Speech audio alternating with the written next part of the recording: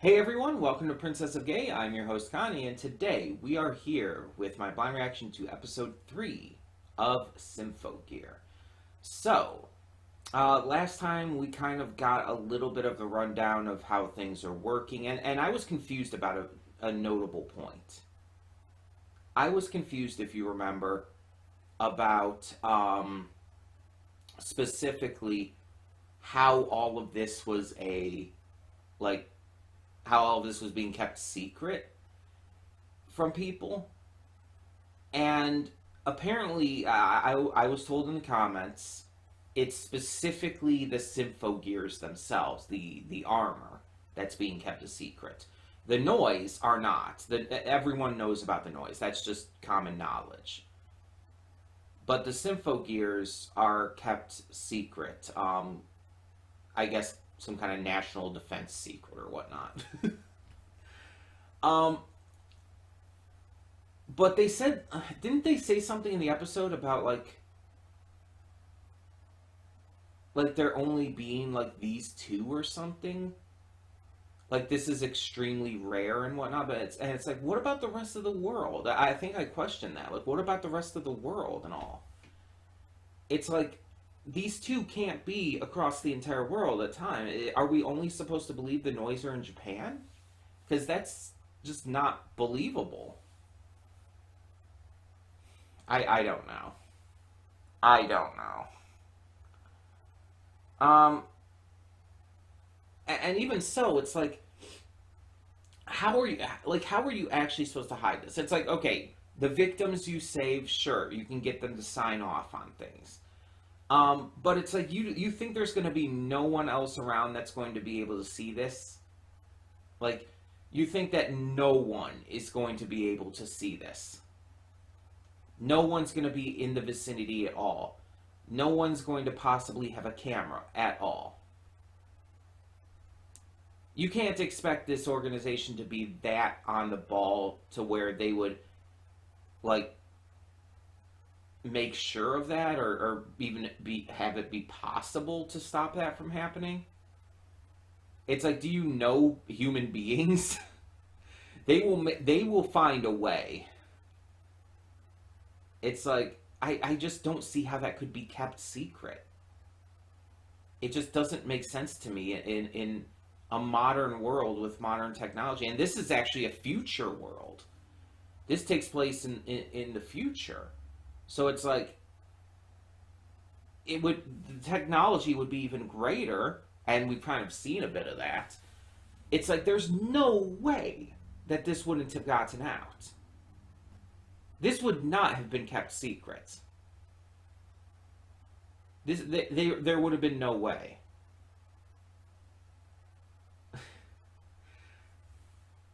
It doesn't make sense to me. It doesn't. I was told some other things in the comments too. Let me see if I can bring them up real quick.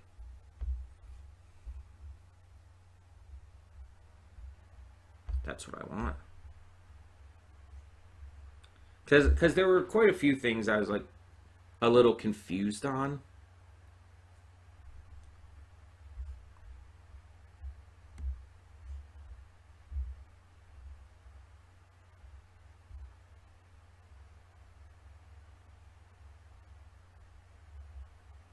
Let me see here.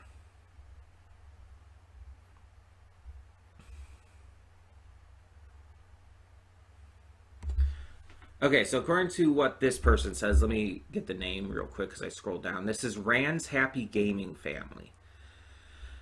So the noise are known well enough to be classified as another natural disaster, which means that they're a big deal. They're known about probably worldwide. It can't just be a national thing. Symphogears are, however, are a national secret. And it's like, I just don't understand how that would be possible. I don't get that. Also, they mention Tsubasa didn't allow herself to mourn. You can kind of tell from her demeanor that she just sunk herself into her work. It's like, yeah, I got that. I understood why she's an edgy bitch, but she is. I'm not saying that. I'm not saying like that is a bad thing. I'm not saying she's like this terrible person. It's like no, she's traumatized. It's like I get it. I understand that. Da, da, da, da. Okay, here's Calypso.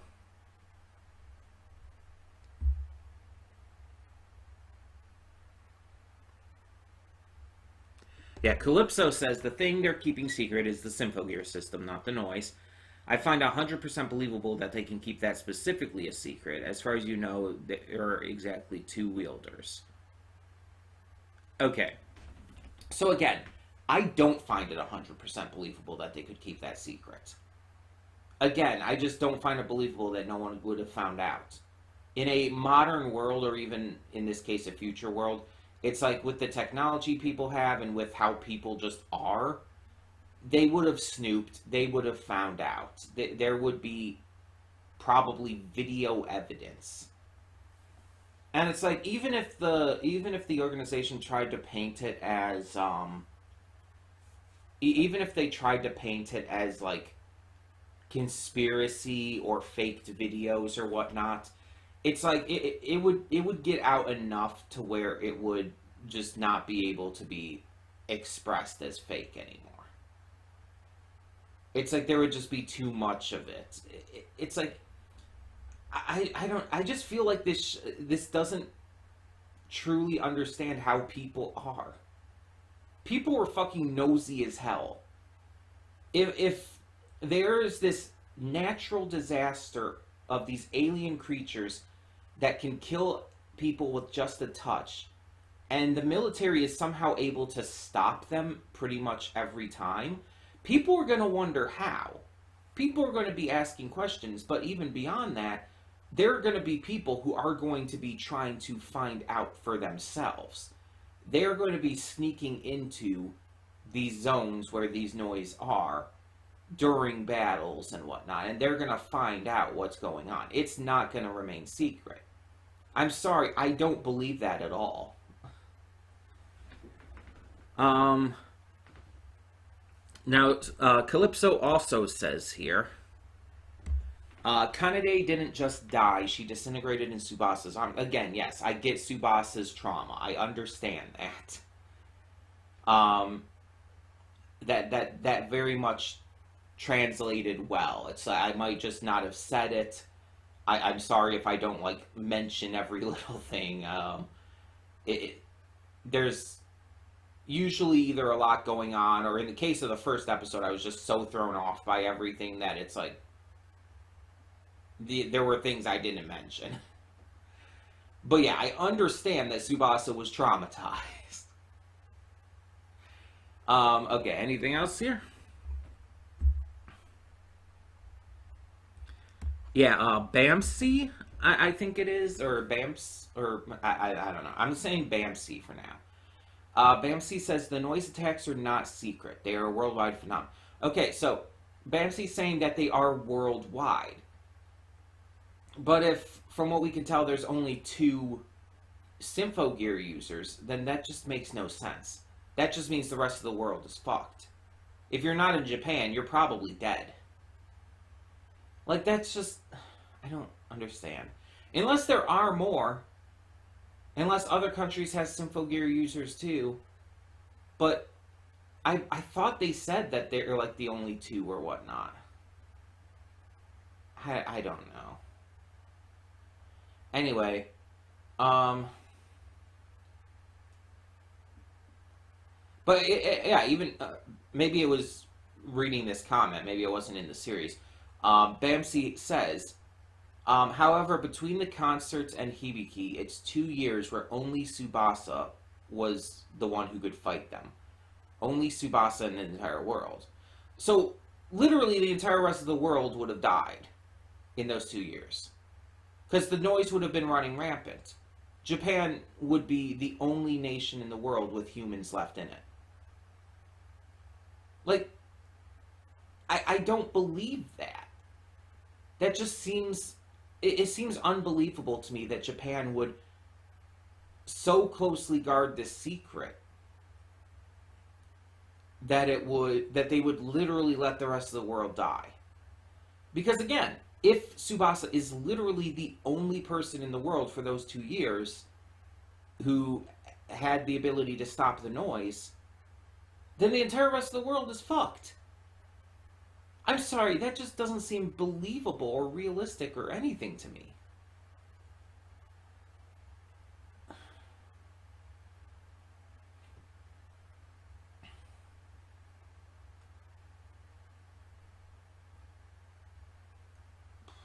Anywho, BAMC also says it's Kanade wouldn't have had to sacrifice herself if Hibiki wasn't there. I mean, I guess.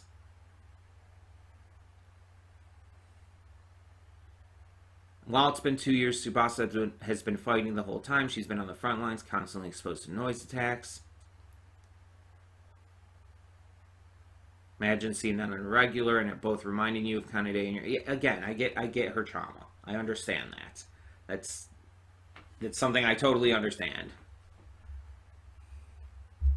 And yeah, I questioned why Hibiki just started randomly singing, like how she knew to do that or what to sing or whatnot.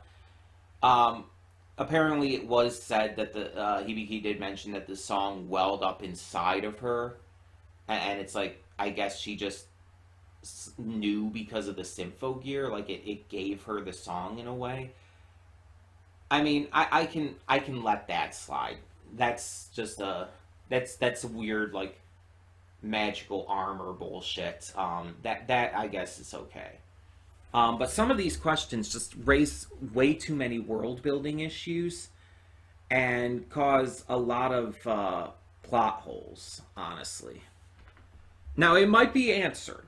Things might be answered. Things might be fixed with that. But as of where I'm at, I would consider them plot holes because I don't have anything else to measure it by.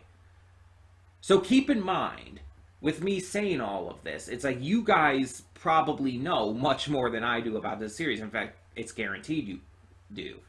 You guys seem to know a lot more about this because you've seen it, right? So, at least those of you who aren't watching along with me or whatever. But for those of you who've seen it, it's like, keep in mind, I haven't. I've only seen 2 episodes up to this point, and I'm going to be watching 3 in a moment here. I'm watching episode 3. I'm not watching 3 episodes. You know what I mean? But yeah, so keep in mind that I have no other context. Like, yes, things might change. I acknowledge things might change. I acknowledge that I might be wrong in a lot of cases. But I can only go based off the information I currently have. So just keep that in mind.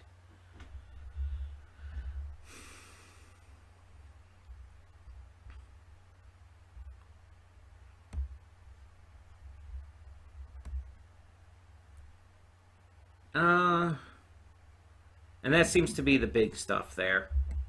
Notable to mention. So, yeah. It seems like most... It seems like I still have a lot of questions. And I don't have a lot of answers. I can live with the entire, I heard the music in my heart thing. Even though that's just ridiculous. It's a magical girl. And they're using magical armor. I can live with that. But the issues I have right now with the world building and everything, I really do hope are fixed. And obviously, no spoilers in the comments. Do not tell me what happens in the future, or what is revealed in the future, whatnot. I can only judge it based on what I've seen, and just based on what I've seen in the first 2 episodes so far, it has issues. It has some plot holes that just are distracting as hell to me. And I'm hoping that it covers that. I'm hoping that is figured out. Because there's some things that just don't work, in my opinion. But I'm still interested to see more. I'm still invested in more of this. So we're just going to get this started and hope for the best with episode 3. So when the screen fades to black, pause its redirect and go to the description below. Follow the link to the reaction, and after you watch it, come back here to the redirect and resume play. Because after it fades to black, then fades back in, everything from that point forward will be my afterthoughts and will contain spoilers to the episode. So, that being said, thank you so much for tuning in, and I will see you at the reaction. And we are back, and we'll begin with spoilers in 3, 2, 1, now. So we do get to see the aftermath of the last episode. We do get to see Tsubasa try to fight Hibiki, but the commander steps in time and stops it somehow. Do not tell me spoilers in the comments, but I am wondering who or what is he to be able to do that? Like, he didn't put on a Symphogear or anything. He just stopped that with his bare hand. It's like he basically had like this force field that stopped her attack and just like shut it down, and it destroyed his shoes as well, which is interesting, I guess. That's not normal, no matter how you look at it. So what the hell is he? And then we also have this new character coming in at the end who's also wearing a Symphogear, who looks like a Digimon and is honestly barely covering her tits. And I'm worried that she's probably underage too. And let me touch on that real quick, because I didn't touch on that in the pre-thoughts or anything, but a couple of you in the comments were talking about like how the West sexualizes underage girls too, and how it's not just Japan or whatnot. But and here's the thing: in some cases, yes, there are some cases where underage girls are sexualized in the West, but usually not in animation. Like in animation, that's just really not as much a thing in the West. Even in a lot of adult animation that I've seen. There are some exceptions, of course, and it's usually the really edgy stuff like Rick and Morty and whatnot, which, you know, just goes too far in every regard. But it's like a lot of these shows, at least from what I've seen, don't tend to do that, especially not to the same degree that anime does. Like, you find pretty much any anime, and you'll see an underage girl being sexualized. And especially, like, a lot of big-name shonen ones. Stuff like My Hero Academia is really notable with it. And it very much bothers me. And it's like, as I've said, it's usually not going to destroy a series for me unless it's too over the top bad with it. Because again, most of the time that's just how it is, and I'm very uncomfortable by it. But as long as it doesn't take it too far, I can at least live with it. But when you have, it's the stuff like Kill la Kill that it's just like, that's too much. I can't deal with that. And again, I know that ages of consent and whatnot are different in Japan. I know that like they might even consider different ages for what constitutes an adult or whatnot, or how things are determined regarding that there. It's seen differently, but that still doesn't make it okay. I'm sorry. But it's not okay to sexualize minors. It's just not. That's not something I will waver on. And it's always going to bother me. So just keep that in mind. And seeing the scientist lady, like, I think someone, like, did someone point it out or something? I'm not sure. Either someone said something, or I'm just thinking they probably should have. But it's like, she was not, like, necessarily the best in the previous episode, but obviously a lot worse here. Like, that line, that pop your cherry line, was just, like, very ewy and gross. And again, it's like, as I said in the reaction, she's probably just messing with her. I hope. Um, but it's still really fucking gross. And I'm sorry if it bothers you that I'm continuing to complain about this, but again, it's something that bothers me and that I'm not just going to be able to let go. So, like I said multiple times now, I did recognize Tsubasa's trauma and everything. I just didn't really like talk about it as much, but it was very apparent in this episode. Like, they really heavily focused on it. We could see the kind of more of the exact nature of it and how she sees herself as a tool. She really doesn't even see herself as human anymore. She believes that her only purpose is to be strong, to be a weapon to fight against the noise. That her wants, her likes, her interests, none of that matters. Her humanity doesn't matter. And it's ironically because of her humanity that she believes this, because of her pain that she feels over having lost Kanade. And she blames herself for it. She feels she was too weak, and I feel like that kind of goes into her concerns and everything that she had before the concert that Kanade helped soothe for her. So it's like, she already had issues even before Kanade's death that were just magnified because of the trauma. And so she blames herself and sees no value in herself. And so she believes that she has no purpose in life other than to be strong and be a weapon to fight the noise, to make up for the fact that she couldn't protect Kanade, which is an extremely toxic and damaging mentality to have. Speaking as someone who has gone through heavy depression, speaking as someone who has had bouts of having very, very low self-worth, I can speak to that. I understand how it feels to feel worthless. I understand how it feels to believe yourself to not be valuable at all.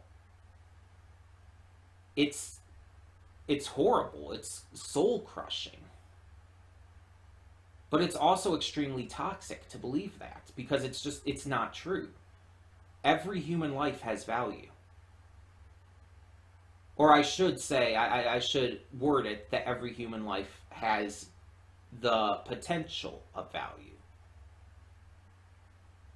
Because some humans kind of ignore that and choose to be the worst possible shitbags, but that's not really here or there at the moment.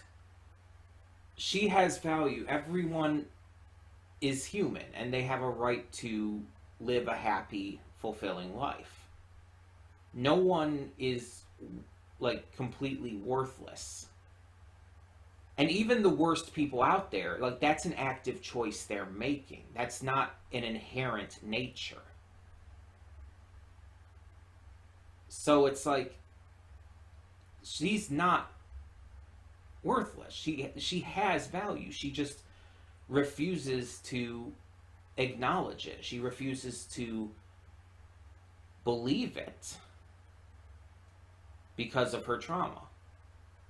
And again, I understand. I have gone through some terrible things. I've lost family members. I understand what it's like to lose loved ones. I've lost my uncle, my grandfather. I've lost my my great aunt, who I was pretty damn close to. It's like, I know what it's like to lose loved ones. I know how much it hurts. But to let it control you and eat you up and completely ruin your self-worth is excessively toxic. And in the end, you're just going to hurt yourself and others by doing that. You're going to have the opposite effect of what you're trying to do. So, really, she's down a path of not only self-destruction, but she's down a path of causing problems for everyone. And that's not okay. Again, no matter how you look at it. Meanwhile, we have the relationship between Hibiki and Miku also kind of discussed in this episode. And we see how Hibiki continuing to have to do her job is interfering with her desires, her life. How she wants to spend time with Miku. She wants to be able to like see the shooting stars with her and whatnot. And even gets really fucking angry, like really fucking angry, when she isn't able to. And Miku obviously is really torn up about it herself. She's feeling like her friend is abandoning her. And I don't know if this is true, and do not confirm it for me if it is, or do not deny it for me if it's not. But this is just a theory I have. I'm thinking with that flash forward at the beginning of episode 1, I think Hibiki's going to fake her death. I think she's going to fake her death in order to free Miku.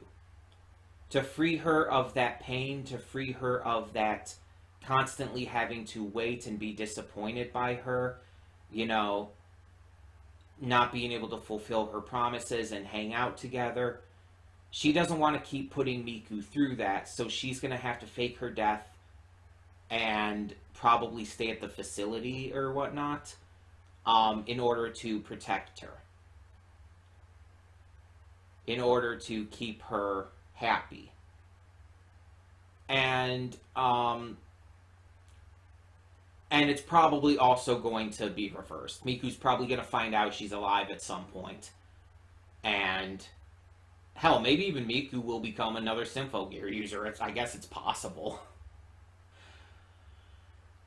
But yeah, there's a lot of questions I have nonetheless, and this is only a theory. But one thing was actually touched on of a question I had. I was wondering if Tsubasa was the only person handling all of this. How is the entire rest of the world not extinct? And even before, if her and Kanade were the only ones handling this. And we find out in this episode that noise attacks are actually extremely rare. Like, extremely. That they barely ever happen, and that this recent string of attacks is excessively unusual. To the point where they're actually starting to wonder if someone is somehow harnessing the noise to attack them. Like maybe the US, because the US would totally fucking do that. Let's be honest. Especially if they're not getting what they demand from Japan. I mean, we've seen what the US is willing to do to Japan in the past. You know, sometimes I hate being a United States citizen. I really do. God, this country sucks. It's not the only one that sucks, but mind you, it really sucks. But yeah. This actually confirmed, or actually, how do I word this? This fixes that big problem I had with the rest of the world being dead and, you know, all the issues regarding that. But we also find out that the rest of the world does know about this, this space rock or whatever that they have in the facility. And it's like, okay, so the world knows about that, but not about the Symphogears specifically. Again, I don't buy it. I'm sorry, I don't. It just seems like it's just impossible, really. I don't buy it. That no one would know, that it wouldn't have leaked. It's completely unbelievable to me. But the fact that we got some information that kind of helps with some of my issues is good. That's really good. Now for the time being, we're just gonna keep on as normal and all. But like with other shows, we will obviously take breaks between seasons and whatnot. So, provided nothing happens that makes me want to drop this show, because right now I'm good with it. We will be taking a break after this 12 episode season, and we'll get to the next season at some point in the future. Just letting everybody know that for anybody who might be new, because I think there are a couple of you I don't remember being on the channel prior to me starting this series, who have commented in the previous videos. So first off, obviously, welcome to the channel. Hope you find other stuff here that you enjoy. But also, it's like, I want to just greet you because you're new. And let you know that, yeah, on this channel, we take breaks between seasons. I know there's a lot of reaction channels that just will go through the entire thing in one go. I don't do that. It's a way for me to avoid burnout, because I really don't want to lose interest in shows that I really like. And if I try to force myself through the entire series, like basically all the way through right off the bat, it will cause me burnout. It will cause me to have a lot of troubles with that, and I will lose interest in the series. Maybe it's because of my own personal issues and my autism or whatnot. I don't know. But it's something that I need to make sure it doesn't happen. So, just letting you know that once we finish season 1, we will not be going straight into season 2. We will get it once we finish season 1. Again, barring anything happens that would make me drop this, but so far that doesn't look like it's going to be the case. We will get to season 2. We will, but it just won't be right away. Plus, it helps keep things fresh on the channel and allows different and new shows to keep rotating in. That way we don't always have to wait too long to get to other stuff. And especially with donation rewards. That way we can cycle through them quicker than we otherwise would, which is probably a good thing.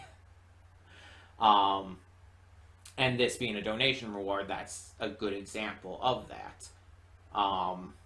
So yeah, all of that being said, let me know in the comments below, what do you think of this episode of Symphogear?